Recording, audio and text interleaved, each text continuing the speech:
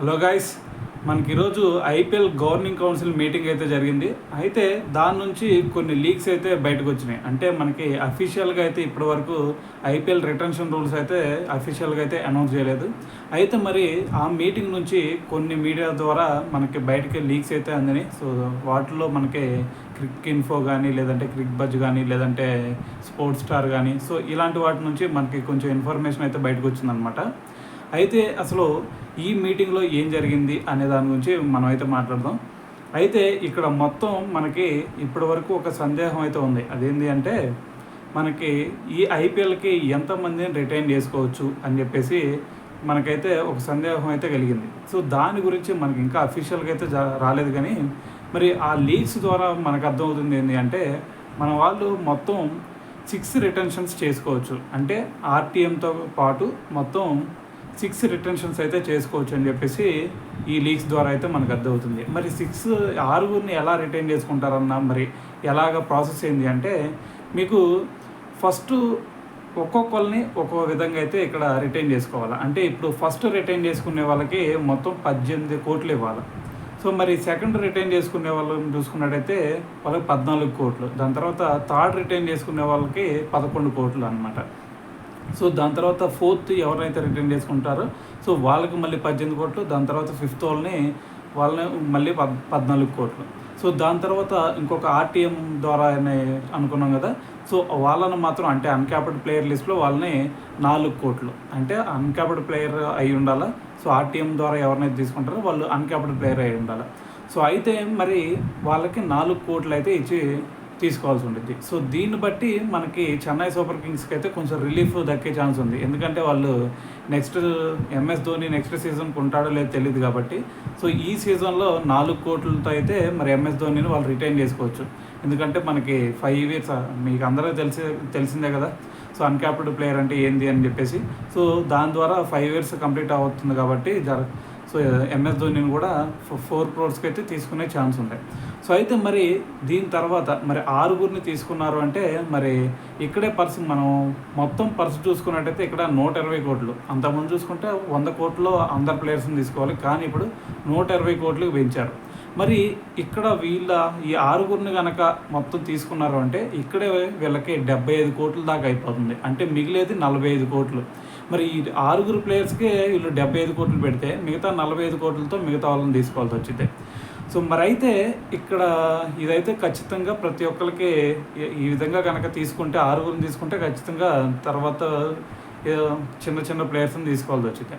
So మరి ఏ సరే అదంతా ఫ్రాంచైజెస్కి వాళ్ళు ఏదనుకుంటే సో వాళ్ళ డెసిషన్ బట్టి ఉండిద్ది ఇదంతా. సో ఇదంతా పక్కన పెడితే మరి ఇక్కడ చూసుకుంటే మనకి ఈ డెసిషన్ అనేది చెన్నై సూపర్ కింగ్స్కి, దాని తర్వాత ఎస్ఆర్హెచ్కి ఇది చాలా అంటే చాలా గుడ్ న్యూస్ అని చెప్పుకోవాలి. ఎందుకంటే మనకి ఎస్ఆర్హెచ్లో చూసుకున్నట్టయితే 3 విదేశీ ఆటగాళ్ళు ఉన్నారు. సో వాళ్ళలో క్లాసన్ ఉన్నాడు, ట్రావిస్ హెడ్ ఉన్నాడు, దాని తర్వాత ప్యాట్ కమిన్స్ ఉన్నాడు.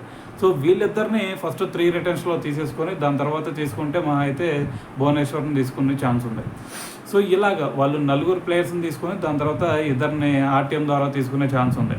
సో అయితే మరి ఇక్కడ ఎంతమందినైనా ఆర్టీఎం ద్వారా తీసుకోవచ్చు అంటే మీరు ఇద్దరిని రిటైన్ చేసుకొని 4 ఆర్టీఎం ద్వారా మీరు తీసుకోవచ్చు. అంటే మీకు ఆక్షన్లోకి వెళ్ళిన తర్వాత సో ఆ ప్లేయర్కి ఎంత అయితే అతను వేలంలో అయితే పలికాడో సో ఆ డబ్బుల్ని మీరు ఇచ్చేసి సో అతను అయితే మీరు వెనక్కి మళ్ళీ మీ టీంలోకి అయితే తీసుకోవచ్చు అనేది ఈ ఆర్టీఎం ప్రాసెస్ అనమాట.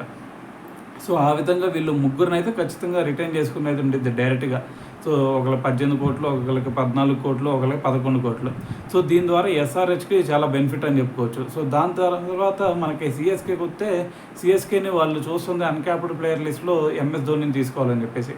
సో మనకి ఈ న్యూస్ అంటే ఈ లీక్స్ ద్వారా వచ్చిన న్యూస్ ఏంటి అంటే మనకి 4 కోట్లతో ఆర్టీఎం ద్వారా మరి అన్క్యాప్డ్ ప్లేయర్ని తీసుకోవచ్చు అని చెప్పేసి కూడా మనకి ఎంఎస్ ధోనిని కూడా అలా తీసుకోవచ్చు సిఎస్కే కూడా. సో ఇక్కడ ఏంటి అంటే బోత్ ఎస్ఆర్హెచ్కి పాజిటివ్గా జరుగుతుంది, దాని తర్వాత సిఎస్కేకి కూడా కొంచెం పాజిటివ్గానే జరుగుతుంది. సో ఇక్కడ అందరినైతే కొంచెం అందరికీ ఫేవరబుల్గానే బీసీ అయితే డెసిషన్ తీసుకుంటుంది అనేది మనకైతే ఈ లీక్స్ ద్వారా అయితే అర్థమవుతుంది. మరి ఇక్కడ ఇంకో పాయింట్ ఏంటి అంటే మనకి ఇప్పుడు వరకు చూసుకుంటే ప్రతి ప్లేయర్ని అంటే ఇప్పుడు మంచిగా ఆడే ప్లేయర్లు కూడా మహా అయితే 20 లక్షలకు కొంటున్నారు, లేదంటే ఇంకొక మహా అయితే ఇప్పుడు తిలక్ వర్మ లాంటి వాళ్ళనైతే 1,50,00,000 అలా తీసుకున్నారనమాట. మరైతే ఇప్పుడు 20 lakhs మనకి రింకు సింగ్ లాంటి ప్లేయర్స్, లేదంటే అంతకుముందు మనకి దీపక్ చహర్ సిఎస్కేకి 14 crores కంటే ముందు చాలా తక్కువ ధరకి వెళ్ళాడు. మహా అయితే నాకు తెలిసి 40 కోట్లకో 30 కోట్లకో ఎంతో వెళ్ళాడు. సారీ 40 లక్షలకో 30 లక్షలకో వెళ్ళాడు. సో అయితే మనకి తిలక్ వర్మ చూసుకుంటే 1.5 crores ఏమో తీసుకున్నట్టున్నారు. సో మనకి రింకు సింగ్ని చూసుకుంటే 20 lakhs. అంటే రింకు సింగ్ ఆడిన పర్ఫార్మెన్స్ చాలా అంటే చాలా వేరు. సో మరి రింకు సింగ్కి 20 lakhs అయినా అంటే మరి అది అసలు రింకు సింగ్కి అది అన్యాయంగా అయితే చెప్పుకోవచ్చు. మరి అయితే ఇప్పుడు అలాంటివి ఏమీ జరగకుండా ఈసారి ప్రతి ఒక్క ప్లేయర్కి సో ఫేవరబుల్గా ఉండాలని చెప్పేసి బీసీఐ కూడా ఇంకొక రూల్ని తీసుకురావడం జరిగింది. అదేంటి అంటే ఇప్పుడు వీళ్ళని కాంట్రాక్ట్ బేస్డ్గా వీళ్ళకి ఎంతో ఆక్షన్లో ఇంత ప్రైజ్ అని చెప్పేసి తీసుకుంటారు. సో అది కాకుండా వీళ్ళకి ఇప్పటి వరకు వీళ్ళు ప్లేయర్స్ ఆడారంటే ఐపీఎల్ ఆడారంటే కాంట్రాక్ట్ బేస్డ్, మీకు 20 లక్షలు ఆక్షన్లో 20 లక్షలు 40 లక్షలకు తీసుకుంటారు. సో ఆ డబ్బులు మాత్రం ఇస్తారు. కానీ ఇప్పుడు కొత్త రూల్లో ఏంటి అంటే కొత్త రూల్ పెట్టింది. సో ఆ రూల్ ద్వారా ఒక్కొక్క మ్యాచ్ ఆడినందుకు ప్రతి ప్లేయర్కి అంటే కాంట్రాక్ట్ బేస్డ్గా వీళ్ళ ఆప్షన్లో తీసుకునే మనీ కాకుండా వీళ్ళు ఒక్కొక్క మ్యాచ్ ఆడినందుకు 7.5 lakhs అయితే వీళ్ళకి ఇస్తారనమాట.